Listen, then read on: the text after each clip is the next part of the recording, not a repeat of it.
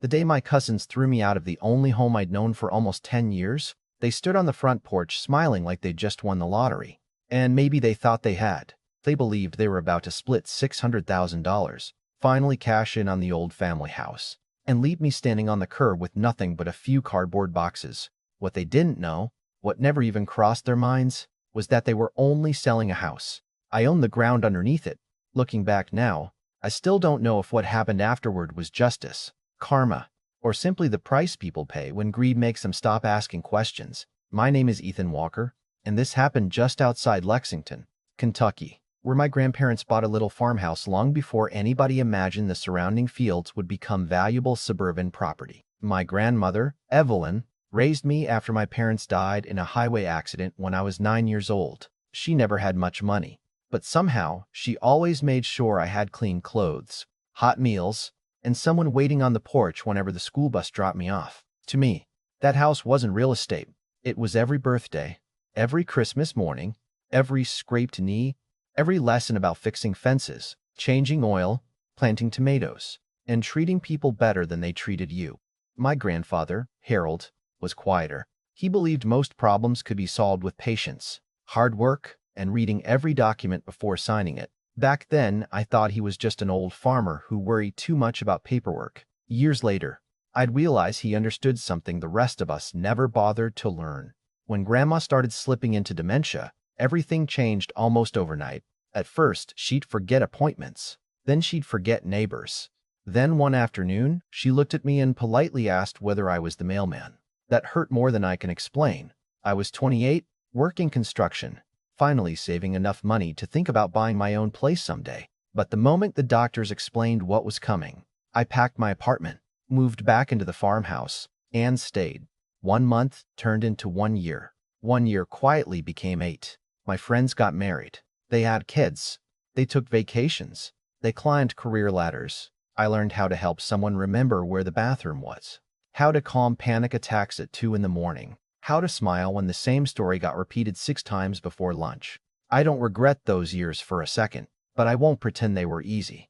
During that time, I repaired half the roof after a windstorm, replaced the old water heater, rebuilt the front porch railing, paid overdue property taxes more than once, and somehow kept the place from falling apart.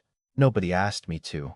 I simply couldn't watch the house my grandparents loved slowly decay. Meanwhile, my cousins, Logan and Melissa, were nowhere to be found. Every Thanksgiving they'd promised to visit. Every Christmas there'd be another excuse. Busy with work. Kids had soccer. Flights were expensive. Life happened. Yet somehow they always found time to post vacation pictures from Florida or ski trips in Colorado. Grandma would ask about them sometimes. "Do you think they'll stop by this weekend?" she'd say with that hopeful little smile. And I'd tell her maybe next week, because lying felt kinder than telling her the truth. Then one rainy October morning she passed away peacefully in her sleep. The funeral was quiet, almost beautiful in a sad way. Friends I'd never met came to tell stories about how she'd baked pies for entire neighborhoods or driven elderly neighbors to doctor's appointments without ever accepting gas money. I remember standing beside her grave thinking that people like Grandma disappear from the world far too quietly. Then, before the flowers on her grave had even begun to wilt, Logan called. "We need to meet at the house tomorrow," he said. His voice sounded almost cheerful. I should have recognized that tone. The next afternoon, he pulled into the driveway driving a brand new luxury SUV. Melissa arrived 5 minutes later, with a real estate agent following behind her. No hugs, no conversation about Grandma, no memories, just paperwork. Logan spread market reports across Grandma's kitchen table like he was presenting a business proposal. "Housing prices are insane right now," he said. "We'd be idiots not to sell immediately." I stared at him, honestly thinking he had to be joking. "I'm living here." He shrugged. "Not for long." Melissa folded her arms. "We'll get around 600 grand. Maybe more. 3 owners means 3 equal shares. You have 30 days to move out." I laughed at first because I couldn't believe anyone could be that cold. Then I realized they were completely serious. I tried reasoning with them. I told them I couldn't qualify for a mortgage that quickly after spending nearly a decade caring for Grandma instead of advancing my career. I offered to pay them monthly rent while I arranged financing. I even suggested buying their shares over time with interest. They rejected every idea before I finished speaking. Melissa leaned back in Grandma's old kitchen chair and smiled. "We're done waiting. We want cash, Ethan. Sentiment doesn't pay bills, Logan added. Don't make this harder than it has to be. Harder. That word stayed with me. Because to them, it was just paperwork. But to me, it was watching strangers erase my entire adult life with a signature. A few weeks later, the court approved the sale over my objections. I packed every photograph, every tool my grandfather had left me, every handwritten recipe Grandma had tucked inside kitchen drawers, loaded everything into an old pickup, and checked into the cheapest roadside motel I could find. Sitting on that stiff motel mattress the first night, surrounded by boxes that smelled like dust and cedarwood, I honestly believed I'd lost everything worth keeping. I had absolutely no idea that hidden inside one forgotten box from Grandpa's workshop was a piece of paper that was about to change every single person's future. The next morning, I started unpacking boxes simply because I couldn't stand looking at them anymore. The motel room was barely big enough for the bed and a tiny table by the window, so every box I opened felt like another reminder that my entire life had been reduced to temporary storage. Most of it was ordinary. Old jackets, family photo albums, Grandpa's rusted hand tools, Grandma's recipe cards with flowers still trapped in the corners. But near the bottom of one faded wooden crate from Grandpa's workshop, I found a small green metal cash box I'd never seen before. It wasn't locked. Inside were yellowed envelopes, faded tax receipts, maps of the property from decades earlier, and a leather notebook filled with Grandpa's handwriting. At first, I almost put everything back. I was exhausted, angry, and honestly didn't think reading old paperwork would change anything. Then, one folded document caught my attention because it had an official county seal dated 1966. I spread it across the motel table, smoothed out the wrinkles, and immediately realized this wasn't an ordinary property deed. The language was different, almost old-fashioned, talking about improvements, leasehold interests, renewal rights, beneficiary trustees. I read it once, then twice, then a third time even slower. My heart actually started pounding. The farmhouse wasn't legally attached to the land the way most homes are. Decades earlier, Grandpa had placed the acreage into a private family land trust for tax and agricultural reasons, while the actual residence remained separately owned by the family members. It sounded strange, but perfectly legal. The structure and the land had become two different assets, connected by a 99-year ground lease. I'd heard of arrangements like that with commercial buildings, never with a farmhouse. Then I found the clause that made me sit back in complete silence. The lease renewed only if a direct lineal descendant was physically residing in the home when the previous primary resident passed away. If the residence was voluntarily abandoned or transferred to non-resident owners before renewal, the lease automatically terminated, returning exclusive control of the land to the trust. My first reaction was confusion. My second was disbelief. Then I kept reading until I reached the trustee designation. Harold Walker, original trustee, successor trustee, Ethan Walker, my own name, dated nearly 15 years earlier. Signed, witnessed, recorded. I actually laughed out loud in that tiny motel room because it sounded completely ridiculous. There had to be some mistake. I drove straight to an attorney recommended years earlier by one of Grandpa's farming friends. Her name was Rebecca Morgan, and after introducing myself, I placed every document on her conference table. She spent almost an hour reading without saying much. Every few minutes, she'd underline something, flip to another page, compare signatures, then continue reading. Finally, she leaned back, folded her glasses, and looked directly at me. Mr. Walker, where exactly are your cousins in the sale process? I told her they'd already listed the property and accepted an offer. Closing was scheduled in less than 3 weeks. She nodded slowly. Do not contact them. Do not warn them. And absolutely do not sign anything else. Is this real? I asked. She smiled in a way lawyers rarely do unless they're very confident. It's real. Assuming these documents are authentic, your grandfather built an extraordinary amount of protection into this trust. Frankly, it's one of the better drafted private land agreements I've ever seen. I still couldn't believe it. So, they can't sell the house? Oh, they can certainly try, she replied. The problem is, they're attempting to sell a building that no longer has legal rights to occupy the land beneath it.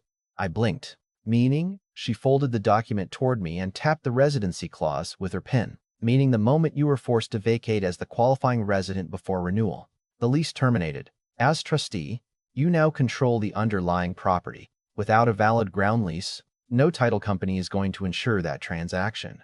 I drove back to the motel feeling like I'd stepped into someone else's life. For almost 10 years, I believed I had no leverage, no money, no future beyond surviving one day at a time. Suddenly, everything had shifted, yet nobody else knew it. Rebecca filed notices with the county, confirming the lease termination, and prepared formal legal correspondence that would only be delivered if closing continued. She warned me not to celebrate early because complicated property disputes sometimes ended in court for months. I agreed. Oddly enough, I wasn't interested in revenge anymore. I simply wanted fairness, something nobody had offered me after Grandma died. Meanwhile, Logan and Melissa were celebrating publicly. Friends kept sending me screenshots from social media because they thought I should know. There they were, smiling in front of the farmhouse with captions about new beginnings, talking about investment opportunities and beach houses they'd finally be able to afford. One post even joked that it's amazing how valuable old junk becomes when you know when to sell. I looked at that picture for a long time. Grandma's flower garden was blooming beside them. Grandpa's old windmill stood in the background. They weren't seeing a family home anymore. They were posing beside a paycheck. A week before closing, Logan actually called me. "Thought you'd like to know," he said, sounding almost smug. Buyer came in above asking price. $650,000. "Congratulations," I answered calmly. He laughed. "You know, if you'd just accepted reality from the beginning, maybe we'd have helped you move." I nearly smiled. I managed. "Good. Guess everything worked out." "We'll see," I replied before ending the call. Rebecca later told me not to reveal anything unless absolutely necessary. "Let the legal process speak for itself," she said. Those turned out to be the smartest words anyone gave me all year. Closing day arrived on a bright Thursday morning. I tried distracting myself by helping a friend repair fencing on his horse farm outside town. Around 11, my phone rang. Rebecca. Her voice was calm, but I could hear satisfaction underneath it. "It's happening. Already?" The title company discovered the recorded notice during final verification. "They've suspended closing." Less than 5 minutes later, Logan called. I ignored it. Then Melissa. Then both of them together. By lunchtime, I had 18 missed calls and half a dozen text messages that shifted from confusion to anger in record time. "What the hell did you file? Call us immediately. The title company says there's some trust issue. Stop playing games." Rebecca advised me not to respond until the formal notice had been delivered. At around 3 that afternoon, she emailed confirmation. The certified documents had been received. The letter was simple, professional, and devastating. "As trustee of the Walker Agricultural Land Trust, I acknowledge termination of the ground lease due to failure of residency requirements under the governing agreement. Because the structure now occupied trust property without legal authorization, the trust demanded removal of all improvements within 60 days unless an alternative agreement was negotiated." Reading those words felt surreal. I hadn't written them out of anger. They were simply the legal consequences already built into Grandpa's documents decades before anyone imagined this family fight. About an hour later, Logan showed up outside the motel. I'd never seen him look frightened before. He wasn't yelling anymore. He wasn't acting confident. He just kept asking the same question. "Tell me this is some misunderstanding." I stepped outside. "I wish you'd asked that before forcing me out of Grandma's house." He stared at me. "You knew?" "Not until after I left. Then fix it." I shook my head slowly. "I didn't break it." Before he could answer, Melissa pulled into the parking lot so fast her tires squealed. She jumped out waving paperwork in the air. "Do you have any idea what you've done?" she shouted. I looked at her for several seconds before answering quietly. "Actually, I think the better question is whether either of you ever knew what you were selling." Neither of them had an answer, and for the first time since Grandma died, neither did I. I simply watched the silence settle between us, knowing the hardest conversation of all was still waiting just around the corner. The next 48 hours felt less like real life and more like watching a slow-motion avalanche that nobody could stop. Logan and Melissa hired another attorney. Then another one after the first explained exactly what Rebecca had already told them. Every legal opinion came back with the same uncomfortable conclusion. The trust agreement was valid. The residency clause had been triggered. The ground lease had terminated. Most importantly, none of that happened because I tricked them. It happened because they had forced the only qualifying resident to leave before bothering to understand what they actually own. The buyer disappeared almost immediately. I couldn't blame them. Nobody in their right mind was going to spend $650,000 on a house that legally had no guaranteed right to remain where it stood. The mortgage company withdrew financing. The title company refused to insure the transfer, and within a week, the listing that had once promised a bidding war quietly disappeared from every real estate website. Then came the estimate neither of my cousins expected. Because the farmhouse had become an unauthorized structure on trust property, relocating or demolishing it would cost somewhere between $45,000 and $55,000 depending on the contractor. Logan called me again that night, but this time there wasn't an ounce of arrogance left in his voice. "Can we just sit down and talk?" he asked. We met at a small diner halfway between town and the farm. Funny enough, it was the same place Grandpa used to take me every Saturday after buying livestock feed. Logan looked exhausted. Melissa barely touched her coffee. Neither of them looked like the confident people who had ordered me out of my own home just a month earlier. Finally, Melissa spoke. "We made a mistake." I nodded but didn't answer. "No," she corrected herself, looking down at the table. "We made a lot of mistakes." For several seconds, nobody said anything. Then Logan sighed. "What do you want?" That question stayed with me because, honestly, a few weeks earlier, I probably would have answered differently. Back when I was sleeping in that tiny motel room, angry enough to replay every cruel word they'd said. Revenge sounded satisfying, but anger has a strange way of shrinking once life gives you actual choices. I didn't want to destroy them. Wanted the home my grandparents had spent their entire lives protecting to stop being treated like a lottery ticket. I slid one folder across the table. Rebecca had prepared it the night before. "Here's my offer," I said. "I'll purchase both of your ownership interests in the structure for $5,000 each. I'll assume responsibility for restoring the lease through the trust, cover future maintenance, and you'll walk away without paying demolition costs." Melissa looked at me like I'd lost my mind. "5,000?" she whispered. "That's insulting." I met her eyes. "Maybe, but it's also $10,000 more than you'll have after paying to remove the house." Neither of them argued because they already knew I was right. The room fell silent except for the clinking of dishes somewhere behind us. Eventually, Logan leaned back and rubbed his face. "Grandpa always liked you best." I shook my head. "No, Grandpa trusted the person who showed up. That wasn't meant to hurt him. It was simply the truth." 3 days later, they both signed. Watching the documents being notarized didn't feel like winning. It felt quiet, almost sad. I drove back to the farmhouse that evening by myself. The front porch still creaked in exactly the same places. Grandma's wind chimes were hanging where I left them months earlier, gently moving in the Kentucky breeze. I unlocked the front door, stepped inside, and just stood there for a while. The house smelled exactly the way I remembered. Old pine floors, coffee that had soaked into the kitchen walls over decades, and a faint trace of lavender from Grandma's favorite soap. I walked from room to room, touching familiar walls like I was greeting old friends. In Grandpa's workshop, I found the workbench exactly as he'd left it years before. His hammer was still hanging from the same nail. His tape measure was still inside the top drawer. I actually laughed to myself, remembering how many times he'd told me, "Son, land outlives money. Never forget which one people stop making." Back then, I thought he was talking about farming. Now I realized he was talking about something much bigger.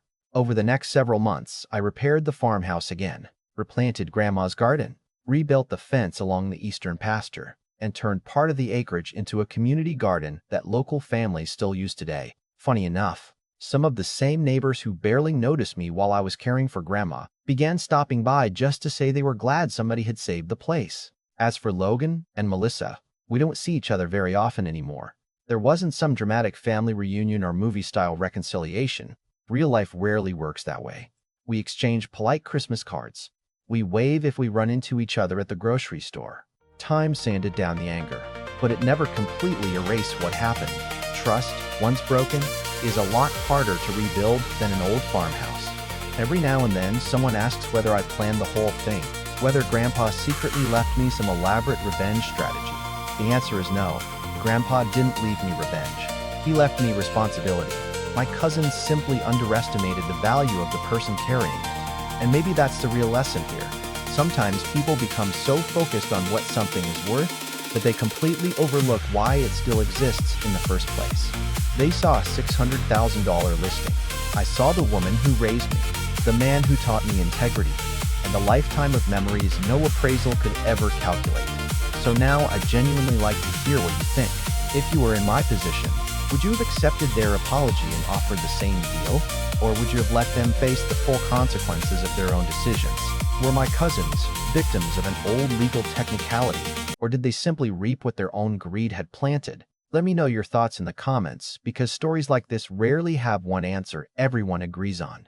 And if this story made you think about family, fairness, or the true meaning of ownership, don't forget to like the video, subscribe to the channel, and share it with someone who believes every property dispute is just about money. Because sometimes the most valuable thing isn't the house at all, it's the foundation people forgot to respect.